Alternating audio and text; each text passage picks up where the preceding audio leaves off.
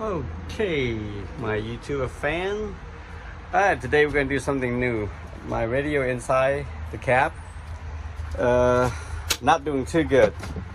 I put in that corner right there, over there, as you can see.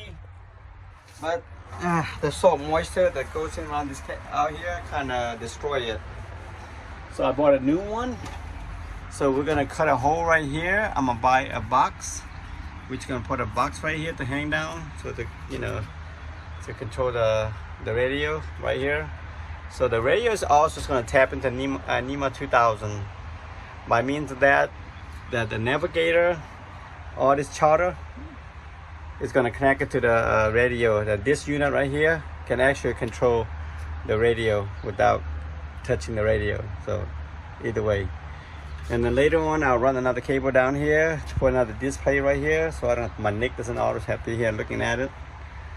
So we're gonna cut a hole here and do all that. Guys, I use a 3-inch hole saw. We cut it off right here. So the next thing we're gonna do, we're gonna epoxy it to protect the wood from getting rot, later on. Because my hard work doesn't want to go down the drain. Alright, so we're going to use the epoxy 105 epoxy resin and a 206 harden. It's what I use to rebuild the boat. This is what I ordered from Amazon, guys. This box right here. Once we get in, we're going to paint it white or black. See how it goes. I got the dimension how I want it. So this is going to be the box for the stereo. But this is no measurement, guys. It's easy and simple. One push of this button and one push of this button. Be a perfect mix. I mean, you pay more money, but less measurement you have to do. You don't have time to pour it, measure it, and pour it here. It's just one pump. That's it. However you want to mix. Alright. So we did. Hopefully we got all done. Alright. Oof, my head. I just bust my head on there. Okay, guys. Good morning. Today is a nice sunny. Well, my GoPro ain't gonna last.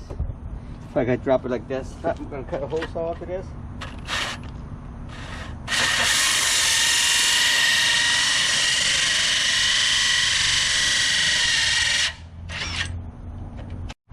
Okay, guys, I want to drill the hole, cut the hole in here. This is where I'm gonna put my stereo system right here. I used to have it in there. It was complicated to get in and out, to do what I gotta do. It's gonna put up here. When I don't need it, I just put a duct tape right here or electrical tape just to seal it up, from the moisture.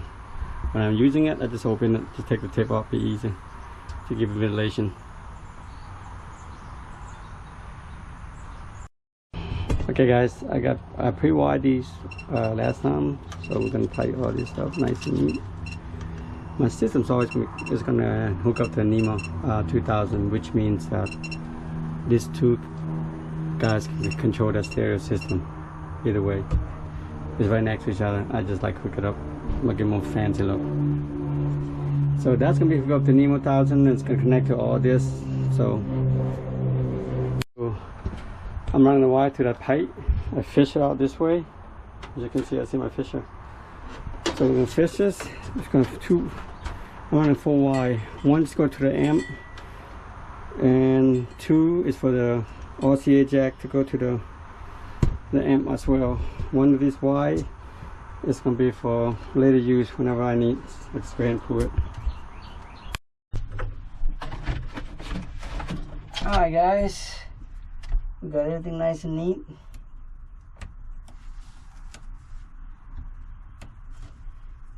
Alright, my next step, since I'm using this cable, I didn't get the RCA cable jack. So we're going to use this head and connect them together and just call it a day.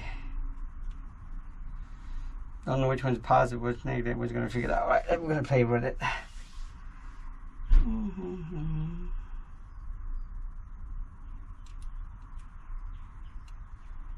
It's positive, which is negative. Plug this wire, put in that wire, and we're going to touch the head of this connector and it makes sound, so we know that's positive. So we're gonna label this part positive, that part negative, as usual, red and black. Okay guys, the next step we're gonna do is hook up this blue wire. This will turn the power to amp to turn the amp on. So I labeled this one.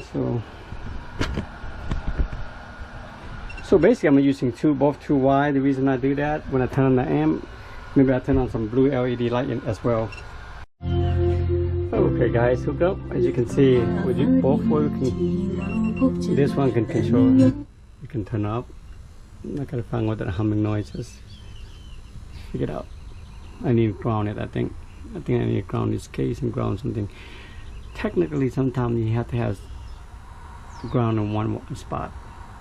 Like you use one battery, you have to stick to that negative battery. I think that's the reason why it's making that humming noise. But I figured out. Give it time. Right. Gotta run back home to get the screw for these so it can be up nice and tidy like this. Alright.